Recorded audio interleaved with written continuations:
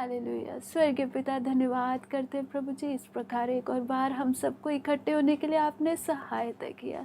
हम सब आपके वचन के सामने बैठे पिता, अपने पवित्र वचन के द्वारा आप हम एक एक से बातें करें ताकि हम और ज़्यादा आपके नज़दीक आ सके। आपके हाथों में सौंपते हुए यीशु मसीह के नाम से हम मांगते हैं, आमीन।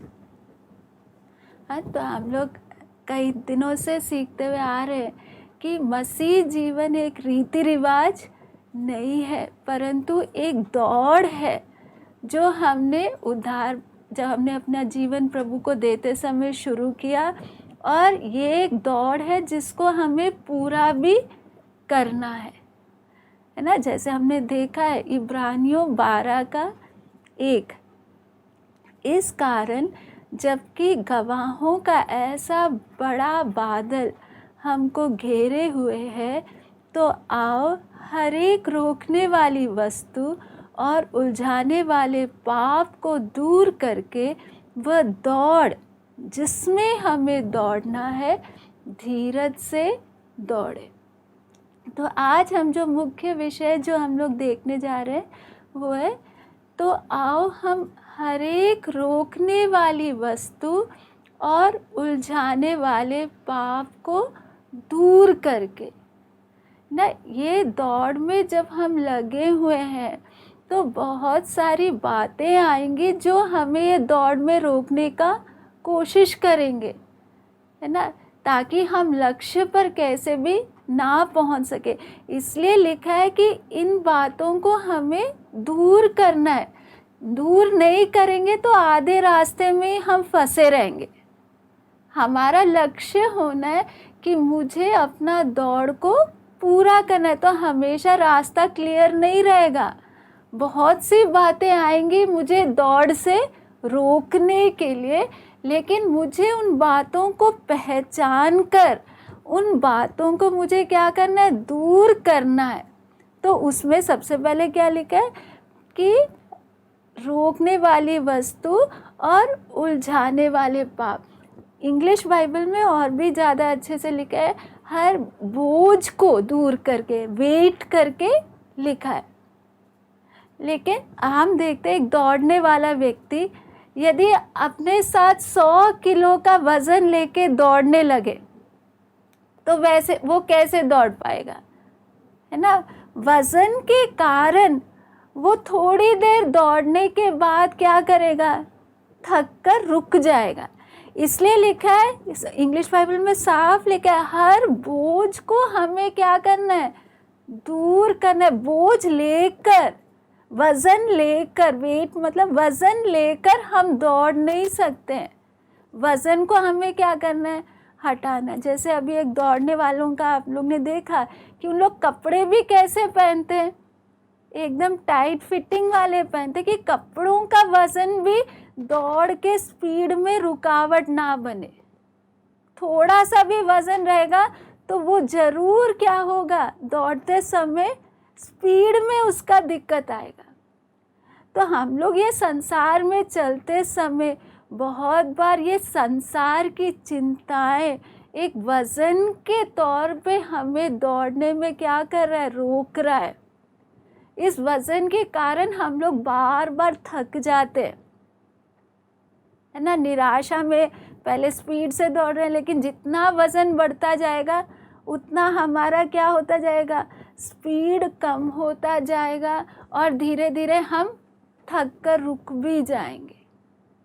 आप लोग ने ध्यान दिया होगा कि दौड़ते समय हमेशा उधर टाइमर रहता है ना, टाइम का देखते रहते कितना सेकंड, कितना मिनट। तो हमारे लिए भी परमेश्वर ने ठहराया हुआ टाइम है, वो टाइम जल्दी जल्दी भाग रहा है। उस टाइम के अंदर मुझे और आपको क्या करना है, दौड़ को पूरा करना है। इसलिए रुकने के लिए, हाँ अभी थोड़ा थकावट दूर हो जाए फिर मैं दौड़ूंगी बोलकर ऐसे टाइम बर्बाद करने के लिए भी नहीं है। तो मुझे किसको दूर करना पड़ेगा, फालतू का जितना वज़न है, चिंताएं, है ना। चिंताएं हमें क्यों सताती, हम लोग बोलेंगे देखो हम संसार में रहते हैं, बहुत सारी क्या रहती है, चिंता रहती है। हम देखते हैं फिलिपियों 1 का 21 में हम पढ़ते हैं पौलुस का जो समर्पण था, क्योंकि मेरे लिए जीवित रहना मसीह है और मर जाना लाभ है ना। तो पौलुस का समर्पण कैसे था? वो जी किसके लिए रहा था?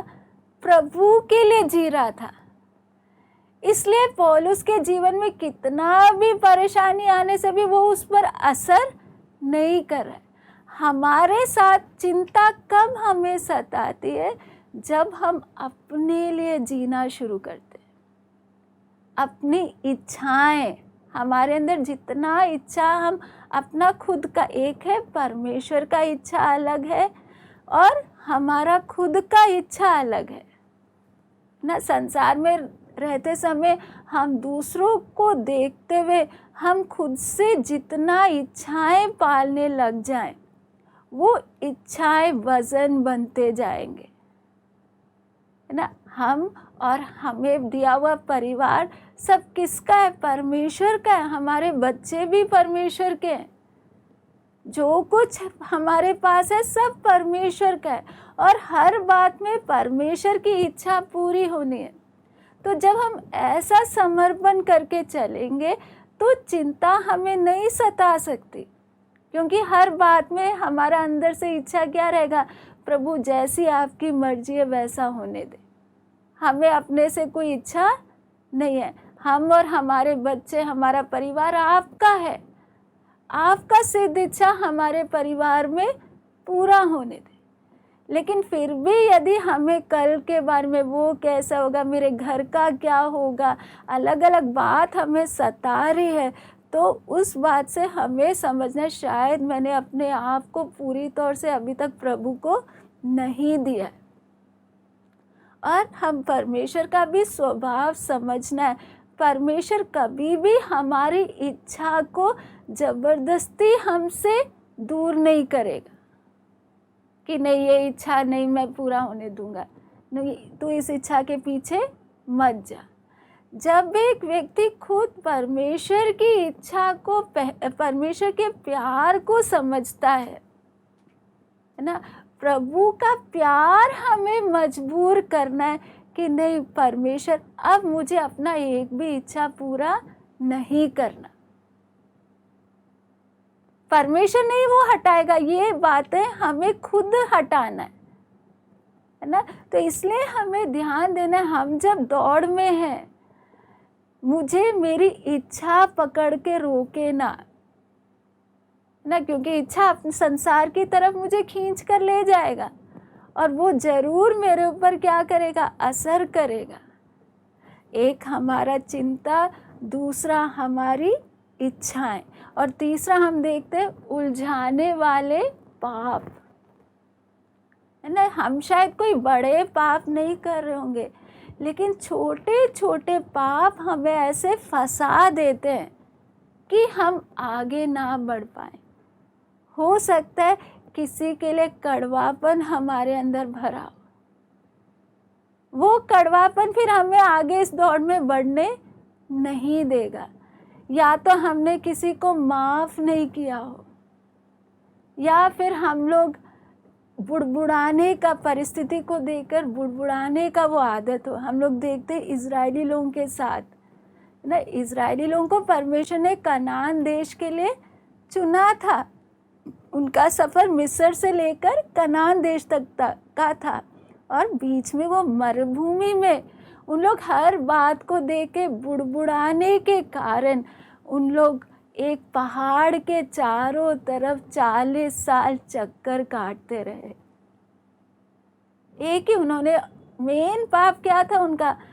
अविश्वास और बुड़बुड़ाना। आज हम लोग भी अपना जीवन, हम लोग तो इजरायली लोगों पर उंगली उठाते हैं, लेकिन हम अपने खुद के जीवन में यदि देखें, प्रतिदिन हम कितना बुड़बुड़ाते हैं ना, कितना अविश्वास हमारे अंदर आ जाता है। तो उसके कारण हमें जैसे आगे बढ़ना है, हम लोग नहीं बढ़ पाते। पिछले बार हमने देखा था 2 बहनों के जीवन के बारे में, एनी जॉनसन फ्लिंट और दूसरा हन्ना हिगिंस के बारे में हम लोग देख रहे थे कि उनकी हालत जब ठीक नहीं, इतना बुरे हालत में भी उन लोग ने अपना दौड़ को कैसे पूरा किया। हन्ना हिगिंस के बारे में पिछली बार हमने देखा, ना तो उसके हाथ है ना ही उसके पैर हैं, है ना, फिर भी उसने खुशी से अपने हालत को स्वीकार किया।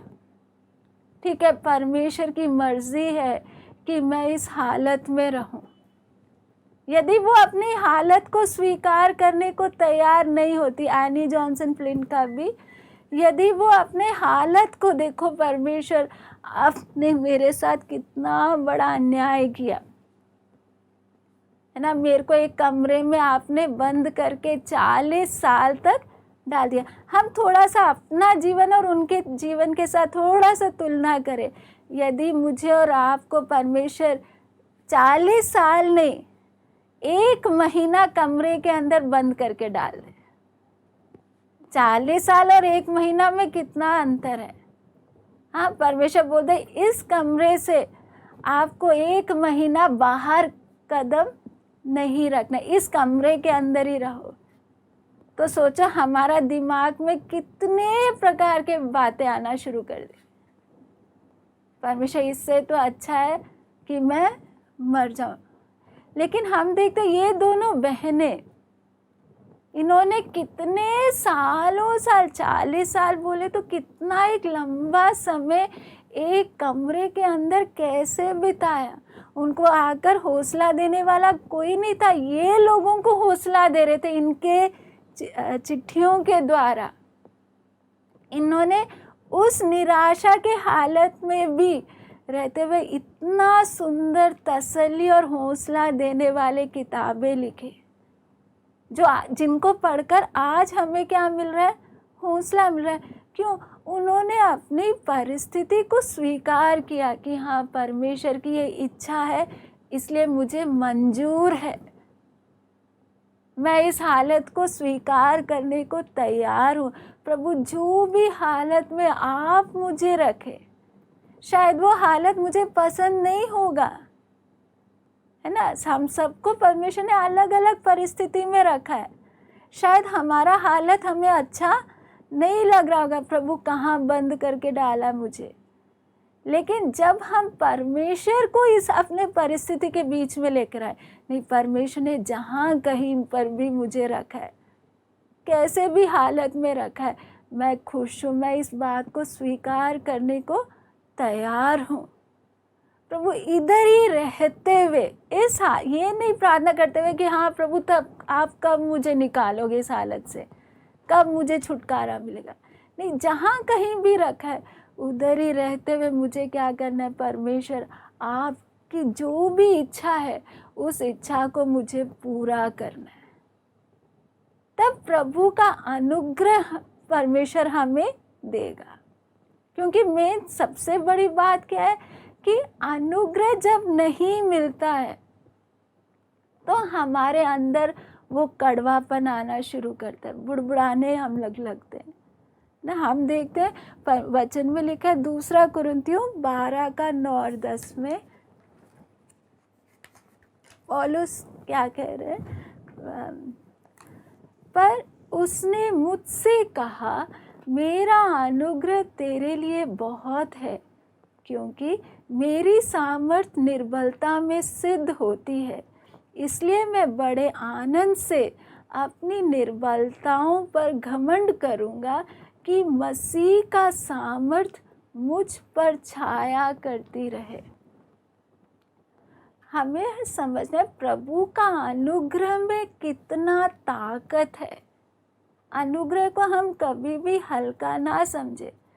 बुरे से बुरे हालत को भी यदि प्रभु का अनुग्रह मेरे साथ है तो मैं आसानी से सह सकती हूँ। संसारिक लोग जो बातें नहीं सहन कर सकते, यदि परमेश्वर मुझे अनुग्रह दे तो मैं उन बातों को आसानी से सामना कर सकती हूँ। लेकिन मुझे क्या मिलना है? अनुग्रह मिलना है। अनुग्रह कब मुझे मिलेगा? जब मैं उस परिस्थिति को स्वीकार करने को तैयार हो जाऊं। हाँ, परमेश्वर ये मेरे साथ ऐसा होने दे रहा है, प्रभु धन्यवाद के साथ मैं उस बात को स्वीकार कर रही हूँ। अनुग्रह बहुत बार ना मिलने का मेन कारण क्या है? प्रभु ये बातें मुझे पसंद नहीं है, पहले से हम उस बात को इनकार कर देते हैं, तो परमेश्वर का वो इच्छा हमारे जीवन में पूरा नहीं हो पाता, प्रभु से वो ताकत नहीं मिल पाता। जैसे हम लोग पिछली बार देखे, हन्ना हिगिंस के ना तो हाथ है ना ही पैर है ना, फिर भी अपने गर्दन के वहाँ पर एक वो लकड़ी का एक बोर्ड रखे, अपने मुंह में पेन रखते हुए क्या कर रही है? दूसरों को चिट्ठियां लिख रही है। हम होते तो एक पल भी हमारा आंसू बंद नहीं होता, इतना निराशा में हम लोग डूब जाते। लेकिन वो उसके अंदर खुशी क्यों आया? क्योंकि उसका स्वभाव था, उसने अपना अंदर से मन बनाया ना। आसान नहीं था लेकिन मन बनाया, मैं इस हालत में भी परमेश्वर को धन्यवाद देते रहूंगी। उसका आदत था रोज परमेश्वर को धन्यवाद देना, इसलिए वो कड़वापन अंदर घुसने का मौका नहीं मिला। लेकिन हमारे साथ क्या है? हम धन्यवाद देने में पीछे हो जाते हैं, हम खाली अपने कष्टों को याद करते हुए टेंशन पर टेंशन बढ़ाते जाते हैं, इसलिए फिर हम निराशा में डूब जाते हैं।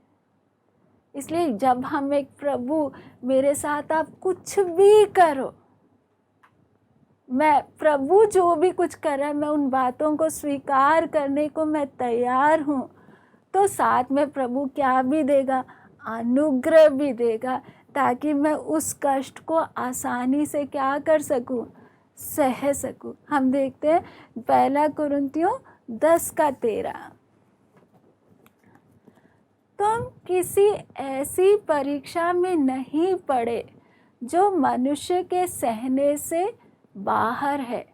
परमेश्वर सच्चा है और वह तुम्हें सामर्थ्य से बाहर परीक्षा में पड़ने में ना पड़ने देगा, वरन परीक्षा के साथ निकास भी करेगा कि तुम सह सको। है ना? तो यहाँ पे परमेश्वर का वचन क्या है? में क्या लिखा है? वो तुम्हें सामर्थ्य से बाहर परीक्षा में ना पड़ने देगा, वरन परीक्षा के साथ निकास भी करेगा कि तुम सह सको। तो इसलिए परमेश्वर हमारे साथ जो भी हमारे जीवन में होता है, परमेश्वर पहले क्या देखता है? क्या मेरा बच्चा या मेरी बेटी इस बात को सह पाएगी या नहीं पाएगी? बिना सोचे समझे प्रभु हमें नहीं डाल रहा है, और साथ में उस परीक्षा से निकास का क्या भी कर रहा है? रास्ता भी दे रहा है। लेकिन दिक्कत क्या है? हम उन बातों को समझने को क्या नहीं रहते? तैयार नहीं रहते। एक प्रभु के दास ने एक बार एक छोटा सा उदाहरण बताया था कि एक बार जैसे हम ट्रेन में जाते हैं तो जो जनरल डब्बा रहता है, आप लोग सब जानते हैं, जो रिजर्व नहीं रहता है, तो उसमें कितना भीड़ घुसता है ना। तो एक बार वो उसमें जा रहे थे, जाते समय एक स्टेशन में गए तो काफ़ी लोग चढ़ गए, तो भीड़ धीरे धीरे आगे, एक एक स्टेशन आगे जाते जाते भीड़ बढ़ता गया। तो भीड़ में लोग एक दूसरे के ऊपर गिर रहे हैं, अपना सामान भी लेकर अंदर घुसे हुए हैं। तो उस समय इतना घुटन हो रहा है, तो वो सोचने लगे यदि मैं इस छोटा सा एक चींटी बन जाऊं तो फिर क्या नहीं होगा? घुटन नहीं होगा। क्योंकि बड़ा होने के कारण क्या हो रहा है कि जितना सामान लोग अंदर आ रहे हैं, सामान बढ़ रहा है, तो उसके ऊपर प्रेशर बढ़ता जा रहा है। लेकिन यदि साइज छोटा होता जाए तो प्रेशर भी क्या होता जाएगा? कम होता जाएगा, है ना। तो इससे क्या सीखने को मिलता है? बहुत बार हमारे अंदर साइज मतलब हमारा अपना घमंड इतना होता है कि कोई छोटा सा बात हमें बोल दे, हमें क्या नहीं होता है, सहन नहीं होता है। क्यों? हमारा साइज बड़ा है, इसलिए साइज बड़ा होने के कारण प्रेशर भी क्या हो रहा है, ज़्यादा हो रहा है। लेकिन अपना साइज को हम छोटा करते जाएं कि नहीं मैं कुछ भी नहीं हूँ, है ना, तो फिर प्रेशर भी क्या नहीं होगा, ज़्यादा नहीं होगा। हम देखते हैं प्रभु यीशु मसीह ने हमारे सामने कैसा नमूना रखा, फिलिपियों 2:7 और 8।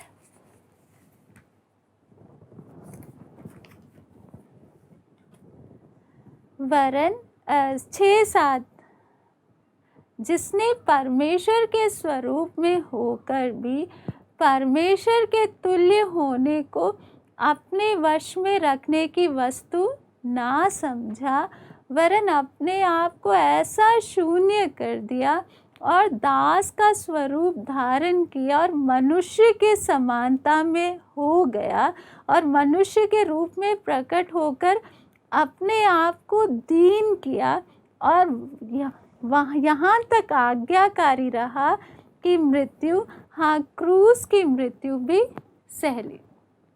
तो यहाँ पर हम देखते हैं प्रभु यीशु मसीह ने अपने आप को क्या किया, शून्य किया।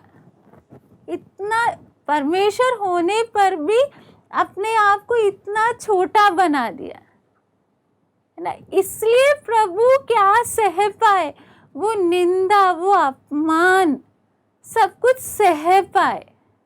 यदि प्रभु यीशु मसीह अपने आप को शून्य नहीं करते, छोटा नहीं बनाते, तो जो जो लोग प्रभु यीशु मसीह के साथ कर रहे थे वो कभी भी सहन नहीं कर पाते ना। जब प्रभु के मुंह पर थूका गया, थप्पड़ मारा गया, सब कुछ कैसे सहा, क्योंकि पहले से अंदर से अपने आप को क्या बना लिया, छोटा बना लिया। हमारे साथ दिक्कत कहाँ हो रहा है, क्यों हमें लोगों की छोटी, प्रभु यीशु मसीह ने तो थूक सहा, है ना। हम लोग को थोड़ा सा कोई कुछ बात बोल दे, हमसे क्यों नहीं सहन हो पा रहा है, क्योंकि अंदर से हम लोग ने अभी तक अपने आप को शून्य नहीं किया। अंदर से हम बहुत बड़े हैं, इसलिए हमसे क्या नहीं हो पा रहा है, वो परिस्थिति जिसमें से परमेश्वर हमें चला रहा है, हमसे क्या नहीं हो पा रहा है, सहन नहीं हो पा रहा है। सहना है तो हमें अपने आप को क्या बनाना पड़ेगा। प्रभु ने हमारे सामने कौन सा नमूना रखा है, प्रभु खुद शून्य बन गए।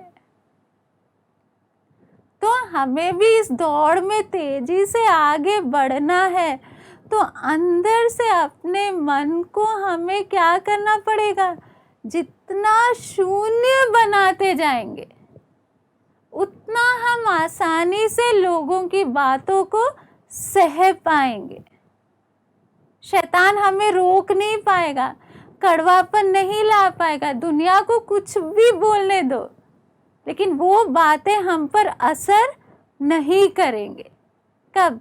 जब हम एक एक दिन अपने आप को, प्रभु आपने जो नमूना हमारे सामने रखा, आपने अपने आप को दीन किया, है ना। इसी प्रकार मुझे भी एक एक दिन अपने आप को क्या करते जाना है, दीन करते जाना है। तो कोई भी बात मेरे पर क्या नहीं कर पाएगी, असर नहीं कर पाई। हम सबका लक्ष्य है कि हमें यीशु के स्वरूप में क्या करना है, बदलना है। हमने कई बार, मेरे पापा जो वचन बहुत बार सिखाते थे कि परमेश्वर हमारे अंदर का घमंड निकालने के लिए कई बार क्या करेगा, हम पढ़ते, ये वचन हमने बहुत बार प्रभु के दास से सीखा हुआ है। उनके उसमें क्लासेस में ये वचन बहुत बार उन्होंने बताया है कि भजन संगीता 66 का 10 से 12 में, क्योंकि हे परमेश्वर तूने हमको जांचा, तूने हमें चांदी के समान ताया था, तूने हमको जाल में फंसाया और हमारे कटी पर भारी बोझ बांधा था, तूने घुड़चड़ों को हमारे सिरों के ऊपर से चलाया, हम आग और जल से होकर गए परंतु तूने हमको उबार के सुख से भर दिया। तो यहाँ पर भजन संगीता लिखने वाला साफ क्या बोल रहा है, यहाँ पर किसी मनुष्य का नाम नहीं लिख रहा है कि इस व्यक्ति ने हमारे साथ ऐसे किया, या मेरे पड़ोसी ने मेरे साथ ऐसे किया, या मेरे ससुराल वालों ने मेरे साथ ऐसा किया। किसी का नाम ये नहीं यहाँ पर नहीं लिख रहा है। भजन संगीता वाला साफ क्या बोल रहा है अनुभव से, प्रभु तूने हमारे साथ ऐसा किया। ये पहचान हमारे अंदर आना बहुत ज़रूरी है, क्योंकि बहुत बार हमारे साथ कुछ भी होता है ना, हम अपना टारगेट लोगों को बना लेते हैं, और फिर जो काम प्रभु उस परिस्थिति के द्वारा हमारे जीवन में करना चाहता है वो काम सही से नहीं हो पाता है। तो एक व्यक्ति जिसने अपने जीवन को प्रभु के हाथों में सौंपा है कि प्रभु आप मुझे बनाओ, तो उस व्यक्ति के जीवन में परमेश्वर चाहे किसी को भी इस्तेमाल करते हुए अलग अलग बातें लेकर आएगा। तब हमें पहचानना भजन संगीता लिखा हुआ इनके समान कि प्रभु जो कर रहा है इंसान नहीं कर रहा, आप मेरे साथ कर रहे हो, है ना। यहाँ पे लिखा है तूने हमको जाल में फंसाया, है ना। तो परमेश्वर हमें परिस्थिति में फंसाता है। जाल का मतलब ऐसा परिस्थिति परमेश्वर लेकर आता है, जैसे एक मछली जब जाल में फंस जाती है, कितना भी वो कूदने पर भी वो मछली जाल से क्या नहीं कर पाती है, बाहर नहीं निकल पाती है। तो हमारे जीवन में भी परमेश्वर चारों तरफ से ऐसा परिस्थिति लेकर आते हैं कि हम उससे निकलने की कितनी भी कोशिश करें वापस उसी हालत में फंस जाते हैं। तो उस समय हमें समझना है प्रभु आप मेरे को इस हालत में डालकर, कुछ मेरे जीवन में हो सकता है मेरा घमंड अंदर का या कोई कमी है जिसको परमेश्वर निकालना चाहता है, कुछ ना कुछ बात मेरे अंदर करना चाहता है। प्रभु मुझे उन बातों को समझने के लिए आप सहायता करो, एक सीखने और समझने का वो मन हमारे अंदर आना है। बहुत बार दिक्कत क्या होता है कि हम सीखना समझना कम करते हैं, हम लोग ज़्यादा दोष देने में लग जाते हैं कि लोग हमारे साथ ऐसा कर रहे हैं, है ना, या परिस्थिति मेरे साथ ऐसा कर रहा है, या शैतान मेरे साथ ऐसा कर रहा है। और जो बातें मेरे जीवन में मुझे खुद को ठीक करना, उस बात पर मैं क्या नहीं देती, ध्यान नहीं देती हूँ। तो इसलिए मुझे समझना है परमेश्वर मुझे जाल में फंसा रहा है। अगला लिखा है तूने और हमारे कटी पर भारी बोझ बांधा है। किसने? इंसान ने नहीं, परमेश्वर ने। अगला तूने गुड़चड़ों को हमारे सिरों के ऊपर से चलाया, हम आग और जल में होकर गए। लेकिन उसके आगे तसल्ली देने वाला वचन क्या है? परंतु तूने हमको उबार के सुख से भर दिया। हमेशा ये सब हालत नहीं है ना। कुछ बातों को हमारे जीवन में हमें तैयार करने के लिए परमेश्वर उन हालतों से लेकर चला रहा है। लेकिन अंत में क्या लिखा है? तूने हमें उन सब हालत से क्या किया? उसी में डालकर बर्बाद नहीं किया, परंतु उसमें से क्या किया? उभार कर किससे भर दिया? सुख से भर दिया। तो इसलिए हमारे अंदर वो हिम्मत रहे, हौसला रहना, नहीं परमेश्वर मेरे को छोड़ता नहीं है बर्बाद होने के लिए। परमेश्वर मुझे एक कुम्हार की तरह क्या कर रहा है? बना रहा है। मेरे जीवन में कुछ ना कुछ हो रहा है। उन बातों के द्वारा मैं नम्र बन के, प्रभु मेरे साथ ऐसा क्यों हो रहा है, या कोई भी मेरे साथ ऐसा क्यों कर रहा है? प्रभु वो चाहे सही हो या ना हो, मुझे अपने जीवन को बदलना है। तो ऐसा एक नम्र मन रहेगा तो परमेश्वर जरूर आपको अनुग्रह भी देगा, ताकि आप उस परिस्थिति को सह सको और आप क्या एक सोना की तरह चमकते हुए बाहर आ सको। तो कष्ट या समस्याएं हमें अच्छे भी बना सकते हैं और हमें कड़वे भी बना सकते हैं। दोनों में से एक काम हमारे जीवन में होगा, या तो कष्ट में होकर जाकर हम लोग और अच्छे चमकते हुए बाहर आ सकते हैं, या फिर अपना मन और कठोर बनाकर भी हम बाहर आ सकते हैं। लेकिन हमें ध्यान देना है, कष्ट मुझे कठोर ना बनाए, परंतु कष्ट मेरे जीवन में आशीष का ही कारण ठहरे, है ना। इस और दूसरा एक बात ध्यान देखना, बहुत बार हम लोग अपना, जब परमेश्वर हमें जाल में फंसाता है तो हम अपना बुद्धि लगाकर उस परिस्थिति से बचने के लिए हम बहुत क्या लगाते, हिसाब किताब करते, भाई ये मेरे से सहन नहीं होगा। तो एक प्रभु के दास बोले कि परमेश्वर एक बर्तन में डालकर हमें क्या कर रहा है, पिघला रहा है ना। तो हम लोग जब अपना दिमाग लगाते हैं ना, हम उस बर्तन से कूदकर सीधा आग में छलांग लगाते हैं। कष्ट कम नहीं होगा, जितना हम दिमाग लगाएंगे उसका डबल कष्ट में हम लोग क्या हो जाएंगे, गिरेंगे। इसलिए हमें कहीं पर भी अपना दिमाग को क्या ना करें, हम इस्तेमाल ना करते हुए प्रभु आपकी इच्छा के अनुसार आप हमें क्या करें, तैयार करें। हमारे जीवन में एक एक कमी निकालने के लिए परमेश्वर, हम देखते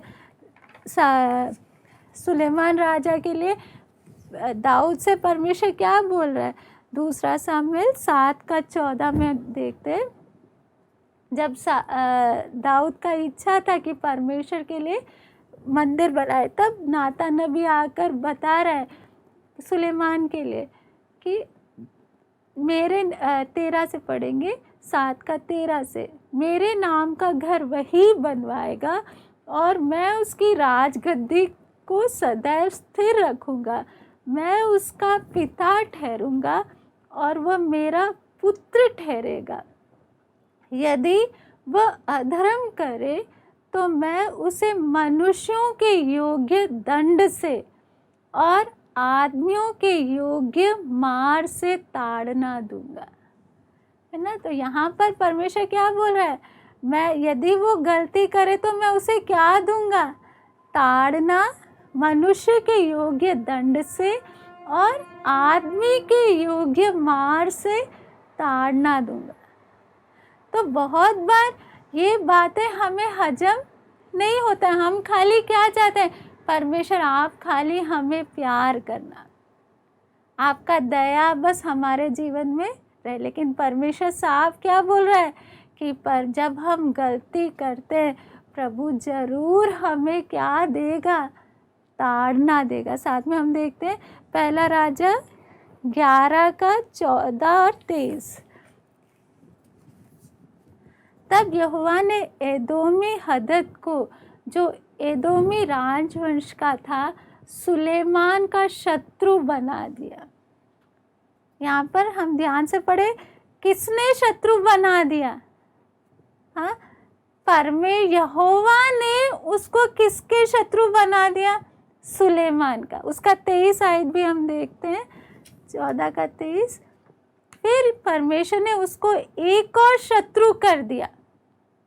ध्यान से देख, परमेश्वर ने ही क्या किया है, शैतान ने नहीं, किसने, परमेश्वर ने एक और शत्रु कर दिया, अर्थात एलियादा के पुत्र रजोन को। वह तो अपने स्वामी सोबा के राजा हददेज़र के पास से भागा था। तो हमें समझ, बहुत बार, कई बार जब लोग हमारे विरुद्ध में खड़े हो रहे हैं, है ना, जब हम पूरे खराई के साथ चल रहे या हम अपने मन मर्जी पे चल रहे, तो परमेश्वर भी कई बार हमें सीधा करने के लिए, है ना, जैसे सुलेमान जब अपनी मर्जी से चलने लगा तो परमेश्वर ने खुद उसके खिलाफ किनको तैयार करके खड़ा किया, दुश्मनों को तैयार करके खड़ा किया। तो इसलिए हमें भी अपने जीवन पर क्या देना है, ध्यान देना है। जो भी घटना हो रहा है, जांचना अपने आप को, कहीं में परमेश्वर का हाथ तो नहीं है पीछे, क्योंकि हम परमेश्वर से कभी लड़कर जीत नहीं सकते। यदि परमेश्वर हमारे खिलाफ किसी को खड़ा करे तो हम कितना भी दिमाग लगा ले, हमको हारना ही पड़ेगा उसके आगे ना। तो इसलिए हम हर बात में किसका हाथ की तरफ ध्यान दें, परमेश्वर कर रहा है मेरे गलतियों के कारण या कुछ और कारण है, हर बात को हम परखें ना। व्यवस्था विवरण 8 का 1 से 5 में हम देखते हैं, परमेश्वर जब इजरायली लोगों को मिस्र से निकाल कर लेकर आते समय मरुभूमि में, उसका 8 का 2 से, और स्मरण रख कि तेरा परमेश्वर यहोवा उन 40 वर्षों में तुझे सारे जंगल के मार्ग से इसलिए तो ले आया है कि वह तुझे नम्र बनाए और तेरी परीक्षा करके ये जान ले कि तेरे मन में क्या क्या है और कि तू उसकी आज्ञाओं का पालन करेगा या नहीं। हम सब जानते हैं कि मिस्र से कनान देश इतना लंबा सफ़र नहीं था। आराम से उन लोग 21 दिन में कनान पहुंच सकते थे, लेकिन यदि वो 21 दिन में कनान में पहुंचते तो उनके मन में जो जो बातें थी वो कभी बाहर प्रकट नहीं होना था, है ना। और कनान में पहुंचने के बाद उन लोग ने यही बोलना था, देखो हम कितने अच्छे लोग हैं, इसलिए परमेश्वर का आशीष हम पर है। लेकिन वो लंबा 40 साल का वो सफ़र के कारण, है ना, जब एक एक घटनाएं उनके सामने आए, जब पानी नहीं था, है ना, अलग अलग समस्या आते समय अंदर से जब उनका बुड़बुड़ाना बाहर आया, यहाँ पे इसलिए प्रभु परमेश्वर क्या बोला कि वह तुझे नम्र बनाए और तेरी परीक्षा करके ये जान ले तेरे मन में क्या क्या है। बहुत बार परमेश्वर हमें अच्छे से जानता है कि हमारा अंदर से स्वभाव कैसा है, लेकिन हम अपने आप को नहीं जान पाते, इसलिए हम बहुत जल्दी हमारे अंदर घमंड आ जाता है।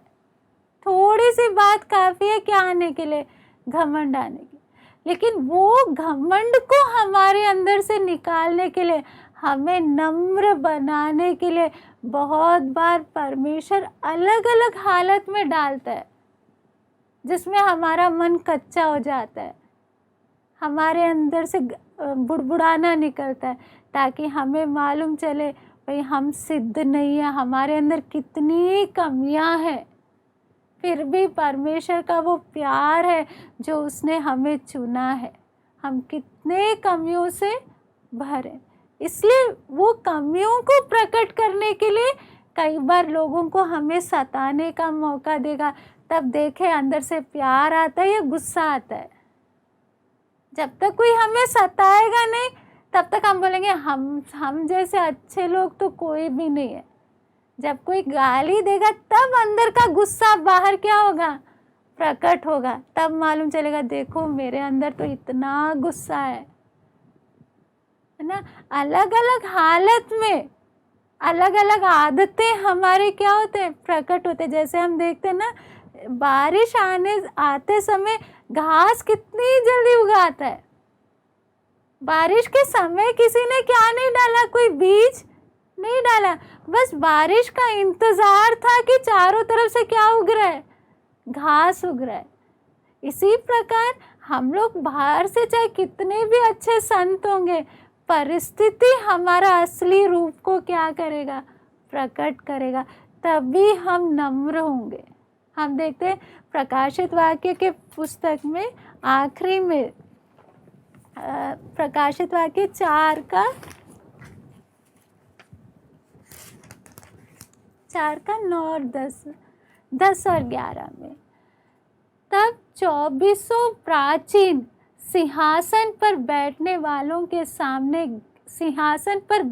वाले के सामने गिर पड़ेंगे और उसे जो युगानुयुग जीवता है प्रणाम करेंगे और वे अपने अपने मुकुट सिंहासन के सामने ये कहते हुए डाल देंगे, हे हमारे प्रभु और परमेश्वर, तू ही महिमा और आदर और सामर्थ के योग्य है। यहाँ देखते हैं स्वर्ग में जो घटना होने वाली है, यहाँ पे 2400 प्राचीन क्या कर रहे हैं, अपने अपने सिंहासन क्या, अपने अपने मुकुट क्या करेंगे, सिंहासन के सामने ये कहते हुए डाल देंगे, हे हमारे प्रभु और परमेश्वर, तू ही महिमा और आदर और सामर्थ के योग्य है। भले प्रभु आपने मुकुट तो पहनाया होगा, लेकिन इस मुकुट के हम योग्य नहीं है। हमारे अंदर आप यदि हमें हाथ पकड़ के यहाँ तक नहीं पहुँचाते, हम कभी नहीं आ सकते थे, है ना। प्रभु एक एक दिन आपने हमें संभाला, कितनी परीक्षाएं आई, कितनी बातें आई। यदि आप साथ नहीं होते तो कब का हम बर्बाद हो जाते, कभी हम स्वर्ग में पहुंच नहीं पाते। लेकिन आज जब हम स्वर्ग में सिंहासन पर भले ही बैठे होंगे, मुकुट प्रभु ने पहनाया होगा, तो भी अंदर वो नम्रता रहेगा, प्रभु इस मुकुट के हम क्या नहीं है, योग्य नहीं है। सब आदर और महिमा के योग्य केवल कौन ही है, परमेश्वर ही है। तो वो पहचान में आने के लिए परमेश्वर हमें जब अलग अलग अनुभवों से ले जाता है, तब हमारा असलियत क्या होता है, प्रकट होता है।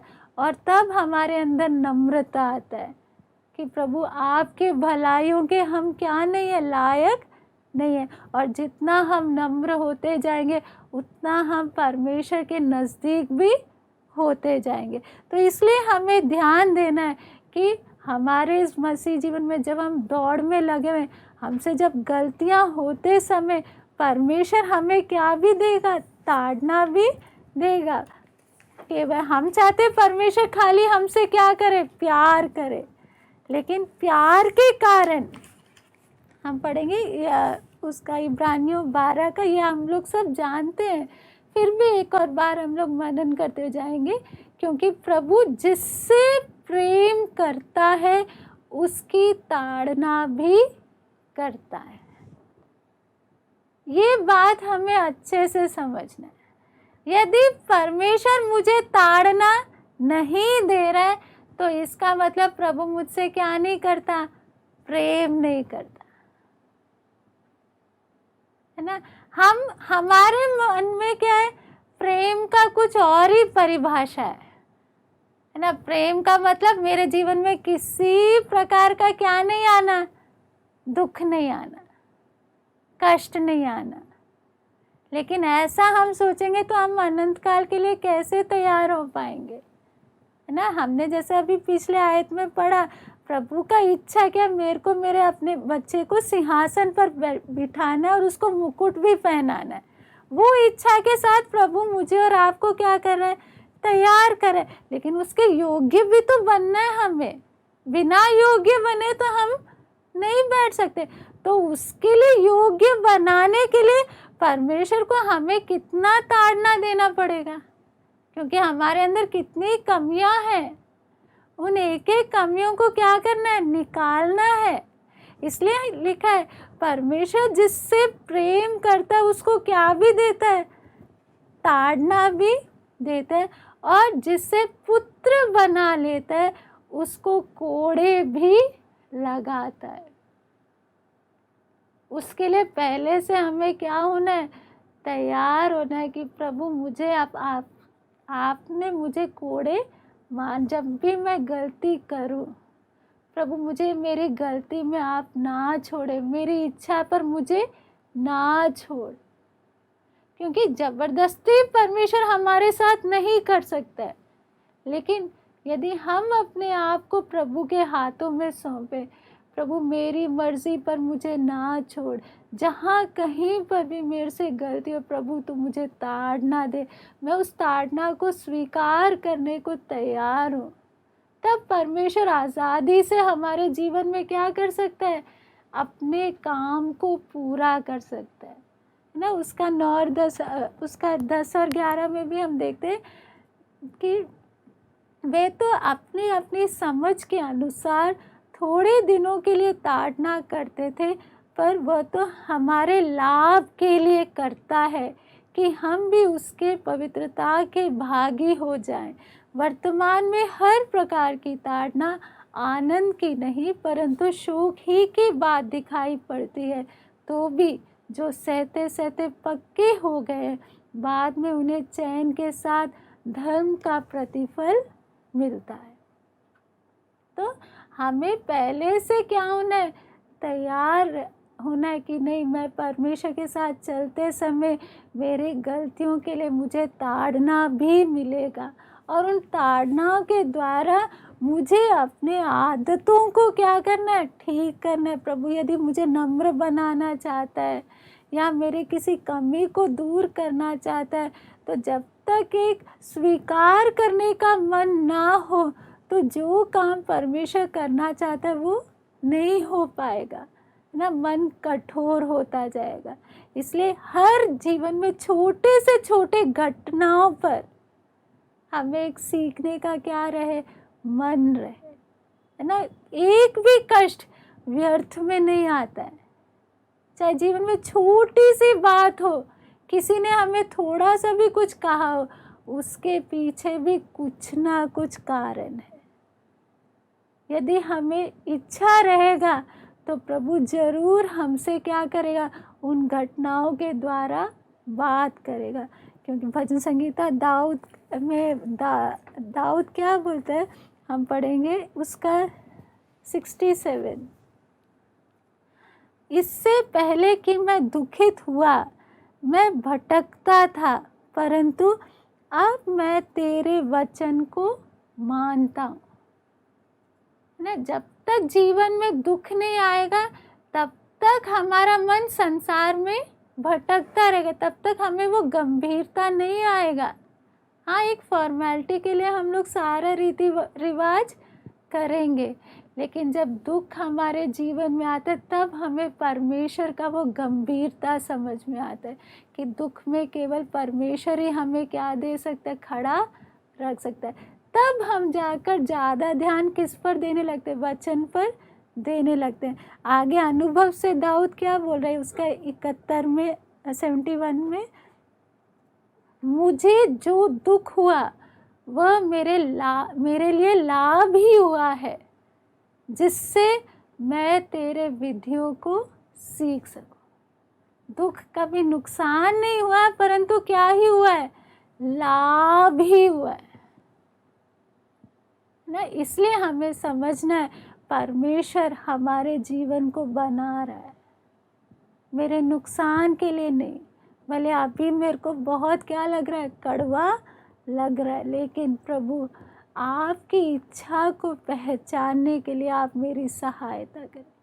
जीवन की हर बात में प्रभु जी आप सीखने के लिए मदद करें, और आपके खाली सीखते हुए बदलने का वो इच्छा हमारे अंदर आए ना।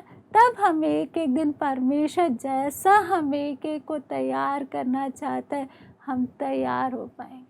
इसलिए हमें समझना हम एक दौड़ में है, दौड़ में रोकने के लिए बहुत बातें आएंगी, है ना। चिंता आएगा, इच्छाएं आएंगी, है ना, और पाप भी आएगा। पाप मतलब बड़ा पाप शायद नहीं कर रहे होंगे, लेकिन कड़वापन, बुड़बुड़ाना, अलग अलग बात जब आते समय हमें उन सब बातों को दूर करते हुए, अपने लक्ष्य को देखते हुए हमें दौड़ में क्या करना है, धीरज के साथ प्रभु यीशु को देखते हुए दौड़ते जाए, अपने दौड़ को क्या करना है, पूरा करना है। आइए हम प्रार्थना करें। हालेलुया। स्वर्ग के पिता, धन्यवाद करते प्रभु आपके महान प्रेम के लिए, प्रभु जो सौभाग्य प्रभु आपने हमें दिया है। संसार के लोगों के पास जब कोई आशा नहीं है, वो इस पृथ्वी पर के बातों में मन लगाकर अपना जीवन बिताते समय एक अनंत काल के लिए प्रभु आपने हमें एक एक को चुनकर प्रभु जी आप हमारे जीवन में काम करते हुए प्रभु अनंत काल के लिए जब आप हमें तैयार कर रहे हो प्रभु, इस छोटे से जीवन में प्रभु होने वाली हर घटनाओं के द्वारा प्रभु सीखते हुए आपकी इच्छा के अनुसार बदलते हुए प्रभु जी आगे बढ़ने के लिए आप हमें एक सहायता करें। कष्टों के द्वारा कठोर बनने के लिए नहीं, परंतु कष्टों में जाते समय प्रभु सोने के तरह प्रभु, जैसे सोने को आग में डालकर बाद में वो शुद्ध होकर चमकता हुआ बाहर निकलता है, वैसे एक एक परिस्थिति के द्वारा प्रभु सीखते हुए आपकी इच्छा के अनुसार बदलते हुए आगे बढ़ने के लिए प्रभु जी आप हमें एक सहायता करें प्रभु। हमारे हाल पर हमें ना छोड़े, जब भी हम गलतियां करें हमें ताड़ ना देते हुए पिता आपकी इच्छा के अनुसार चलने के लिए आप सहायता करें। हम एक एक को आपके हाथों में सौंपते हुए यीशु मसीह के नाम से हम मांगते हैं।